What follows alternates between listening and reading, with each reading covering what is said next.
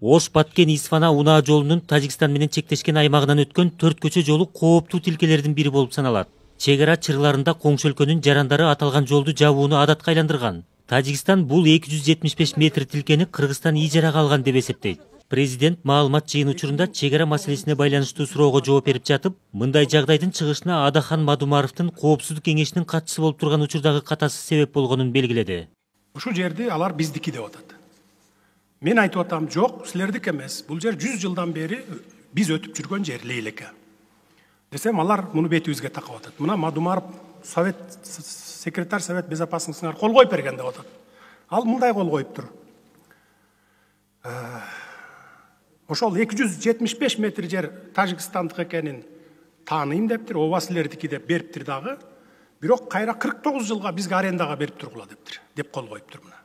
Ошо менен ушул протокол менен 49 жылга арендага алгансыңар силер деп атат. 12 жылыңар бүттү, 37 жылдан кийин же жабабыз, же кайра сүйлөшүүлөрдүн негизинде узартабыз деп атат. Мен айтып атам, Мадумаровдун кол койгонго акысы болгон эмес ал убакта деп атам. Эгерде ушул менен чечиле турган болсо, анда 37 жыл деле көз ачып жумганча эле өтүп кетет. 37 жылдан кийин ал Лейлек толук анклав болуп калат. Ушуга макул болуп чечебизби? Жок, бул юридикалык документ эмес. Сөз болуп жаткан документке Мадумаров менен Тажикстандын коопсуздук кеңешинин ошол учурдагы катчысы Амиркул Азимов 2009 жылдын 3 мартында Кожент шаарында кол коюшкан. Бирок көпчүлүк аталган протокол чегара маселесине чекит кое турган күчкө ээ эмес экенин белгилеп жатышат. Чегара маселеси биринчи атайын рабочий комиссия бар, топ бар атайын межгосударственный эки мамлекеттин ортосунда.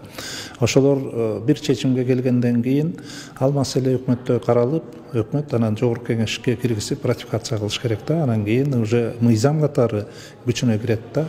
Анан ал убакта берилген протокол менимче баягы мыйзамдын күчүнө ээ эмес.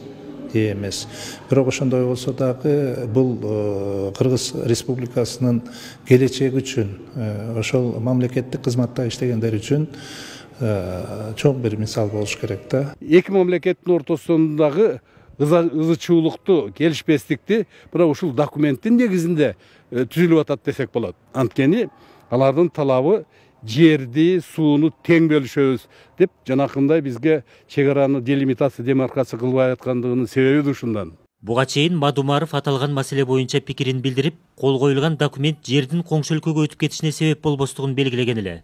Анткени менен расмий дүйшөмбү Кыргызстан 4 көчөнү ижарага алуу менен ал тилкени Тажикстандын жери катары тааныды деген турумду карманып келатат. Калыгул Асанбаев, Чыңгыз Жумагулов, Ала Тоо 24.